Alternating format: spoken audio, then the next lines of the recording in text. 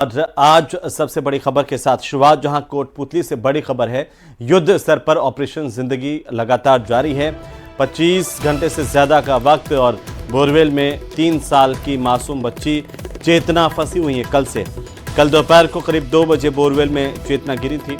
700 feet इसकी गहराई करीब बताई जा रही है, जिसमें 120 फीट के नीचे ये बच्ची अभी तक फंसी हुई है। बोरवेल में बच्ची को ऑक्सीजन पहुंचाई जा रही है, रेस्क्यू किया जा रहा है। एसडीआरएफ और एनडीआरएफ की टीमें हालांकि कल देर से पहुंची थी, लेकिन अभी भी रेस्क्यू ऑपरेशन जारी है।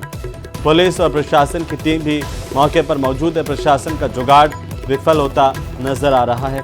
ज़्यादा जानकारी के साथ हमारे सहयोगी हीरालाल वहां पर मौजूद है। सीधे हीरालाल का रुख करेंगे। हीरालाल, ये बताएंगे कि अब तक की क्या कुछ कवायद हुई है बच्ची को बचाने को लेकर के, और कितनी उम्मीदें अब इस वक्त एसडीआरएफ और एनडीआरएफ को नजर आ रही हैं?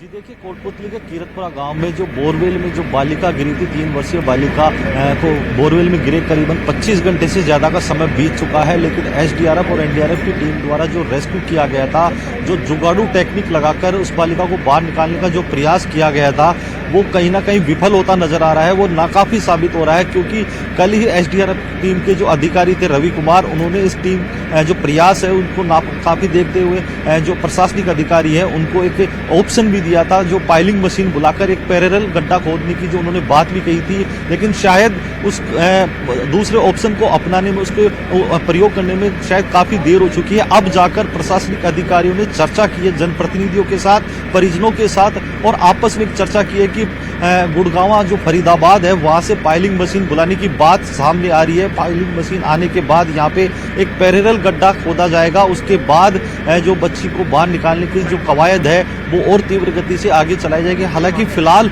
मैं दिखाना चाहूंगा कि जो एनडीआरएफ और एसडीआरएफ की टीम है वो लगातार बच्ची को बाहर निकालने के जो जुगाड़ू टेक्निक इनके पास थी, जो कल रात से उनके द्वारा जो की जा रही है, वो लगातार अभी भी जारी है। बताया जा रहा है कि जो बीच में 2 बार ये जो रेस्क्यू ऑपरेशन है वो बाधित भी हुआ था, क्योंकि एक जो कैमरा इस गड्ढे में डाला गया था जिसके द्वारा उस बच्ची की मूवमेंट को देखा जा रहा था, मॉनिटरिंग की जा रही थी, वो कहीं ना कहीं खराब होने की वजह से उस रेस्क्यू ऑपरेशन को बीच में 2 बार रोका गया था। अभी आप तस्वीरों में देख सकते हैं कि एक बार वही जुगाड़ू ऑपरेशन जो हुक के जरिए उस बच्ची को जो रिंग डालकर और एल बैंड डालकर उस बच्ची को बाहर निकालने का जो प्रयास था वो अभी भी जारी है। बच्ची को हालांकि जो मूवमेंट है वो कुछ देर पहले तक नजर आ रहा था, लेकिन अभी फिलहाल कुछ समय से बालिका का मूवमेंट भी देखने को नहीं मिल रहा है। इस प्रकार की जानकारी हमें मिल रही है। हालांकि जो अधिकारी हैं वो मीडिया के सामने आकर कुछ भी बयान देने से बच रहे हैं। अपनी जिम्मेदारी का निर्वहन करते कहीं ना कहीं वो उन पे जो सवाल है वो खड़े कर रहे हैं, क्योंकि जिम्मेदारी उनकी बनती है, उनकी जवाबदेही बनती है कि मीडिया को वो आके जो रेस्क्यू ऑपरेशन है उसकी प्रगति के बारे में बताएं कि किस प्रकार से उनकी प्रगति, आखिर इतना लेट क्यों हो रहा है। क्योंकि जब दावे किए जा रहे थे, जब हमने सुबह एसडीएम और अन्य अधिकारियों से बात की थी, तब उनका दावा था कि 3 घंटे में बच्ची का सफल रेस्क्यू कर लिया जाएगा। लेकिन अभी तक 4 बजने को आ गए हैं, लेकिन अभी तक बच्ची को मात्र 30 फीट तक गहराई का है जो ऊपर लिया गया है, बच्ची को बाहर निकाला गया है। 30 फीट की जो गहराई है वहीं तक बच्ची को रेस्क्यू किया गया, उसके आगे बच्ची को रेस्क्यू नहीं किया जा पा रहा। कहीं ना कहीं तो हीरालाल, अभी क्या पता चल पा रहा है कि कितने फीट पर है अभी चेतना? जी देखिए, अभी जो प्रारंभिक तौर पे हमारे पास जानकारी आई है उसके अनुसार बच्ची अभी भी मात्र 30 फुट के ऊपर तक ही बच्ची को रेस्क्यू किया गया। उसके आगे है जो रेस्क्यू ऑपरेशन अभी बाधित हो गया था, उसकी वजह से बच्ची को बाहर नहीं निकाला जा सका। अभी भी 100 फीट गहराई तक बच्ची है जो अटकी हुई है। हालांकि जो परिजन है वो जो रेस्क्यू ऑपरेशन में देरी हो रही है उसको लेकर परिजन और ग्रामीणों में कहीं ना कहीं चिंता का विषय है, क्योंकि जिस प्रकार से दौसा में जो देरी हुई थी, यहाँ भी कमोबेश वही स्थिति देखने को मिल रही है। 25 घंटे का समय बीत चुका है, तो कहीं ना कहीं ये जो देरी है प्रशासनिक जो संसाधन है, तकनीकी जो खामियां हैं उसको उजागर करती नजर आ रही है। हालांकि हमने जो प्रशासनिक अधिकारी उनसे इसका कारण जानने की कोशिश की, प्रगति रिपोर्ट जो बच्ची की है उसके बारे में, जो रेस्क्यू ऑपरेशन है उसके बारे में भी जानने का कोशिश किया, लेकिन जो अधिकारी हैं, जो जनप्रतिनिधि हैं, वो मीडिया के कैमरे के सामने आने से बचते नजर आ रहे हैं। लेकिन देखिए, पहले से ही ये लगातार देरी हुई है, क्योंकि हम सवाल ये उठा रहे थे, लगातार उठाते रहे कल से ही, कि एसडीआरएफ एनडीआरएफ की टीमें जब पहुंचने में 3 घंटे से ज़्यादा का वक्त लगा रही हैं, तो आखिरकार कैसे देखा जाए इस पूरे के पूरे रेस्क्यू ऑपरेशन को? जी देखिए, जब ग्रामीण क्षेत्र में इस प्रकार की घटनाएं होती है तो एसडीआरएफ की टीम और एनडीआरएफ की टीम को पहुंचने में देरी होती है, क्योंकि संसाधन जो उनके पास होते हैं वो स्थानीय स्तर पे नहीं पाए जाते, क्योंकि जो आपदा प्रबंधन की टीम होती है वो उपखंड मुख्यालय या जिला मुख्यालय पे इतने पर्याप्त संसाधन नहीं होते हैं। हालांकि जो जयपुर से टीम आई एनडीआरएफ की और एसडीआरएफ की टीम है वो भी देसी जुगाड़ का ही सहारा ले रही है, तो कहीं ना कहीं ये जो देसी जुगाड़ का जो सहारा है वो नाकाफी साबित हो रहा है। अब जाकर प्रशासन को ये बात याद आई है, जो एसडीआरएफ के रवि कुमार जो अधिकारी है उन्होंने कल प्रशासन के सामने एक ऑप्शन रखा था पाइलिंग मशीन बुलाने का, तब अब जाकर प्रशासन को लग रहा है कि पाइलिंग मशीन को मौके पे बुलाया जाए, एक पैरेलल गड्ढा खोदा जाए और बच्ची को सफल रेस्क्यू किया जाए। लेकिन जिस प्रकार से इस पूरे प्रकरण में जो देरी सामने आ रही है वो कहीं ना कहीं प्रशासनिक जो खामियां है, प्रशासनिक जो कटिबद्धता है उसको कहीं ना कहीं सवाल खड़े करती है। हीरालाल, अभी देखिए वक्त तो जैसे से बीत रहा है, संशय और सवाल भी बढ़ते जा रहे हैं कि क्या जो दौसा में हुआ 3 दिन तक रेस्क्यू ऑपरेशन चला, उसके बाद क्या मिला, क्या हासिल हुआ, क्या कोटपुतली के रेस्क्यू ऑपरेशन को लेकर के, हालांकि चुनौतियां कल से ही हम जिक्र कर रहे थे कि बहुत ज़्यादा हैं, आज अब तक क्या हुआ है, आज दिन में रेस्क्यू टीम ने क्या कुछ किया है? जी मैं बताना चाहूंगा कि कल रात से ही एसडीआरएफ और एनडीआरएफ की टीम लगातार रेस्क्यू कर रही है। आज सुबह जब रेस्क्यू टीम ने अपना रेस्क्यू अभियान शुरू किया, रेस्क्यू ऑपरेशन शुरू किया, तो बीच में 2 बार रेस्क्यू ऑपरेशन को रोकना पड़ा। उसका एक कारण ये था कि जो कैमरा उसमें डाला गया था वो मिट्टी और मॉइस्चराइजर की वजह से वो नमी आ गई थी और कैमरा काम नहीं कर पा रहा था, जिस वजह से जो बच्ची की जो मूवमेंट है वो मॉनिटरिंग नहीं हो पा रही थी। मॉनिटर नहीं कर पाने की वजह से उस कैमरे को बाहर निकाला गया, दूसरा कैमरा डाला गया, दूसरे कैमरे की वजह से भी पर्याप्त जो उसकी मॉनिटरिंग नहीं हो पा रही थी। इसके बाद तीसरा कैमरा भी उस गड्ढे में डाला गया और साथ में एक जो एल बैंड का जो रोड उसमें डाली गई थी, मिट्टी होने की वजह से वो एल बैंड की जो रोड है वो कहीं ना कहीं मुड़ गई थी। इस वजह से बच्ची को बाहर निकालने में जो हुक था वो उस बच्ची को पकड़ नहीं पा रहा था। इस वजह से रेस्क्यू ऑपरेशन 2 बार रोकना पड़ा था। इसके बाद जो देसी जुगाड़, वही अम्ब्रेला टेक्निक, वही एल बैंड और वही रोड, तो जब वो बार बार फ्लॉप हो रहा है तो क्यों उसी के पीछे पड़ी हुई है रेस्क्यू टीम जो है, देसी जुगाड़ नहीं काम कर रहा है, तो बार बार क्या कल से वही टेक्निक अपनाई जा रही है? और ऐसा क्यों हो रहा है जब अब उसके बाद पाइलिंग मशीन की बात हो रही है, उस पर विचार हो रहा है, तो कल से क्यों नहीं विचार कर लिया गया? सबसे बड़ा सवाल यही है, जब हमने एसडीआरएफ के अधिकारियों से जब हमने इस बारे में बात की थी तो हमने उनसे यही सवाल किया था कि जो आपके पास देसी टेक्निक है यही क्यों अपना रहे हैं, क्योंकि पाइलिंग मशीन आपके पास सेकंड ऑप्शन, जब आप खुद इस चीज को स्वीकार कर रहे हैं कि पाइलिंग मशीन को मौके पे बुला लिया जाए और पैरेलल गड्ढा करके एक रेस्क्यू ऑपरेशन किया जाए, लेकिन उनका जवाब ये था कि जब वस्तु स्थिति और मौका स्थिति को देखकर ही वो निर्णय लेते हैं, तो यहाँ की स्थिति को देखते उन्होंने प्रथम जो प्रयास था वो देसी टेक्निक जो अम्ब्रेला टेक्निक होती है और जो एल बैंड जो रोड होती है उसको डालकर बच्ची को रेस्क्यू करने का जो उनका तरीका है उसी को वो प्राथमिकता उन्होंने दी है। उसके बाद अब जाकर उनके कहीं ना कहीं ये समझ में आई है कि जो उनकी देसी जुगाड़ू जो टेक्निक है वो कहीं ना कहीं फैल होती नजर आ रही है। अब जाके उनको पाइलिंग मशीन की याद आई है, अब जाकर उन्होंने फरीदाबाद से जो पाइलिंग मशीन है उसको बुलवाया जा रहा है। लेकिन हीरालाल, आखिरी बार इस बच्ची चेतना का जो मूवमेंट है उनकी आवाज कब सुनी गई थी?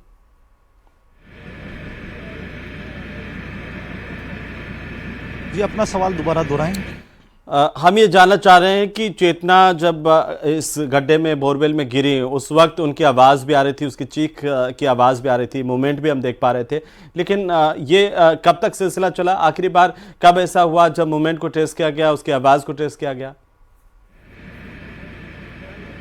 जी देर रात को जब बच्ची की रोने की भी आवाज आ रही थी, बच्ची की मूवमेंट भी है जो कैमरे में कैद हुई थी और मॉनिटरिंग लगातार जो रेस्क्यू टीम के सदस्य हैं उनके द्वारा की जाती है, लेकिन देर रात के बाद बच्ची द्वारा जो मूवमेंट है जो नहीं देखा गया। लेकिन जब उनसे इस बारे में पूछा गया तो उनका कहना था कि बच्ची शायद सो गई होगी, इस वजह से बच्ची का मूवमेंट कम हो रहा है। सुबह भी बच्ची का मूवमेंट देखा गया था, लेकिन उसके बाद लगातार जो बच्ची का मूवमेंट है वो न के बराबर देखा जा रहा है और यही कहा जा रहा है कि जो बच्ची का मूवमेंट है, जो मिट्टी मिट्टी है, जब रेस्क्यू ऑपरेशन किया गया, जो रोड उसके अंदर डाली गई थी, जो कैमरा है, जो एल बैंड और अम्ब्रेला जो टेक्निक की रोड है वो उसके अंदर डाली गई, तो कहीं ना कहीं जो गड्ढे की मिट्टी है उस बच्ची के आसपास जो दीवार है, जो मिट्टी की जो परत है, वो उस मिट्टी को जाके उस बच्ची के चारों तरफ इकट्ठा हो गई, जिस वजह से बच्ची मूवमेंट नहीं कर पा रही। लेकिन अभी फिलहाल पिछले 2 घंटे से लगातार जो बच्ची की मूवमेंट की कोई जानकारी नहीं मिल पा रही। हमने प्रशासनिक अधिकारी से बच्ची के मूवमेंट के बारे में जानने की कोशिश की, लेकिन प्रशासनिक अधिकारी मीडिया के कैमरे के सामने आने से बच रहे हैं।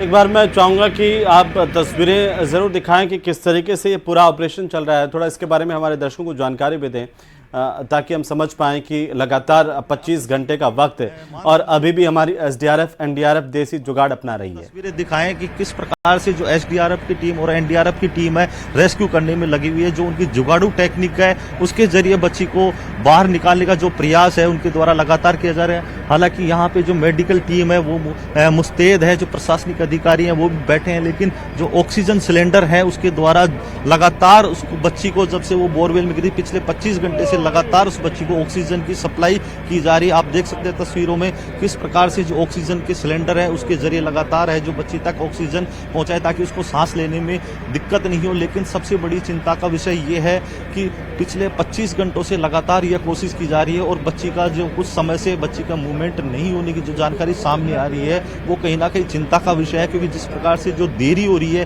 प्रशासनिक के जो सूझबूझ का जो परिचय उनको देना चाहिए था, आपसी जो वार्ता और करके जो विचार विमर्श करके पाइलिंग मशीन की जो बात सामने आई थी उसको या चरितार्थ करना चाहिए था, लेकिन वो अब जाके प्रशासन द्वारा उस पर विचार किया जा रहा है कि पाइलिंग मशीन या बुलाई जाए। एसडीएम ने सुबह भी कहा था, जब हमने उनसे चर्चा की थी पाइलिंग मशीन को लेकर, तब उन्होंने कहा था कि पाइलिंग मशीन बुला ली गई है, लेकिन सुबह से लेकर अब शाम के 4 बजने को आ गए, शायद 4 बज भी चुके हैं, लेकिन अभी तक और ये पाइलिंग मशीन दूसरे राज्य से आएगी, यहाँ पर हमारे पास पाइलिंग मशीन नहीं है। मतलब क्या माना जाए, क्या समझा जाए हीरालाल, कि क्या कोई सामंजस्य की कमी है, आपस के अंदर कोऑर्डिनेशन की कमी है, या संसाधनों की कमी है कि हम अपने बच्चों को बचा नहीं पा रहे हैं?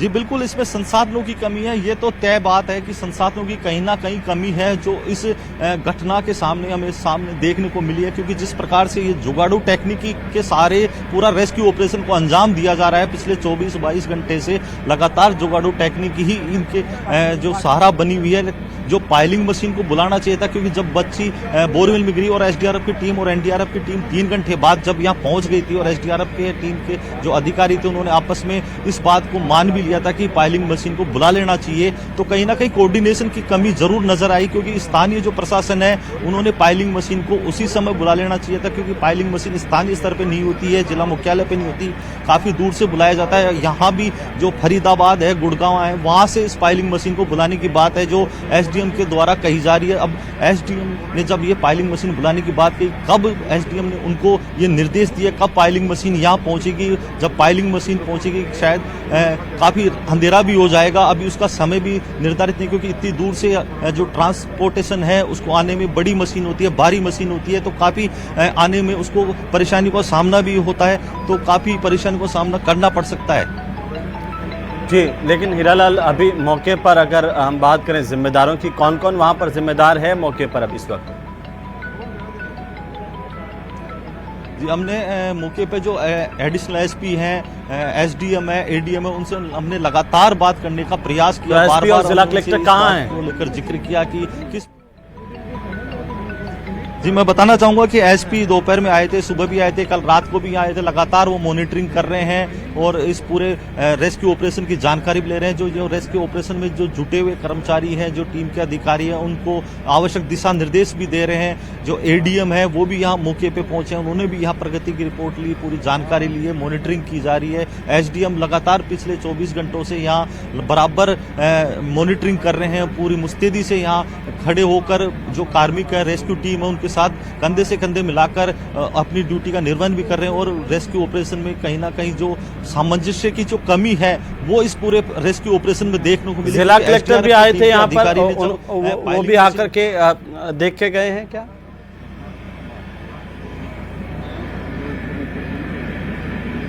जिला कलेक्टर कहाँ है? हीरालाल, आप सुन पा रहे हैं? एडिशनल एसपी आए, वो सामने से बात करते हुए दिखे हैं। एसपी आए, एडिशनल एसपी आए, जिला कलेक्टर कहाँ हैं?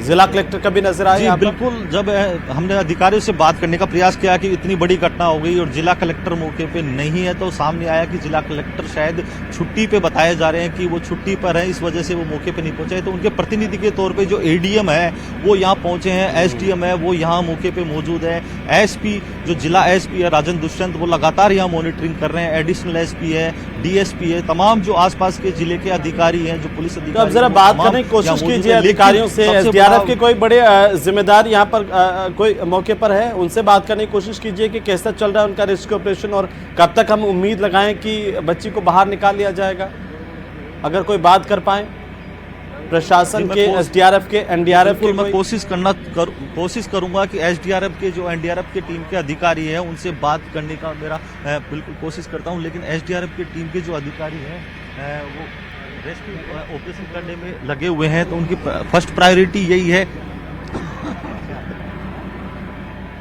उनकी जो फर्स्ट प्रायोरिटी है वो यही है कि बच्ची को सकुशल रेस्क्यू करके बाहर निकाला जाए। तो हमने उनसे बात करने की कोशिश की, लेकिन फिर भी हम उनसे बात करने का प्रयास करेंगे। तो प्रशासन के नुमाइंदे हैं, उनसे बात करने की कोशिश कीजिए, उनसे पूछिए कि क्या तय हुआ है, कब तक इंतजार करते रहेंगे परिजन।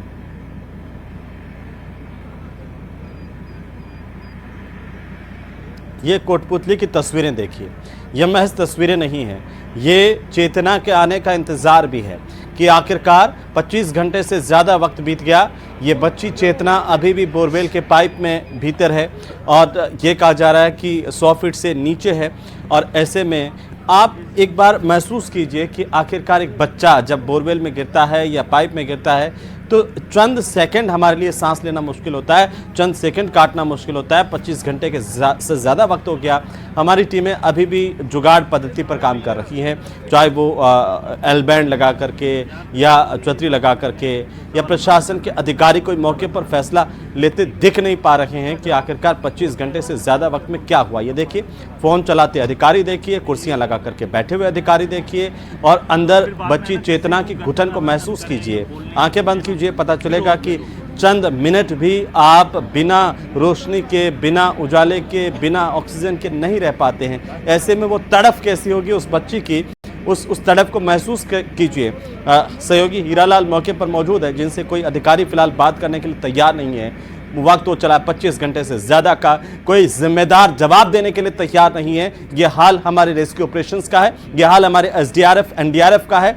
और हीरालाल, क्या अब ये तय हो गया कि पाइलिंग मशीन आएगी?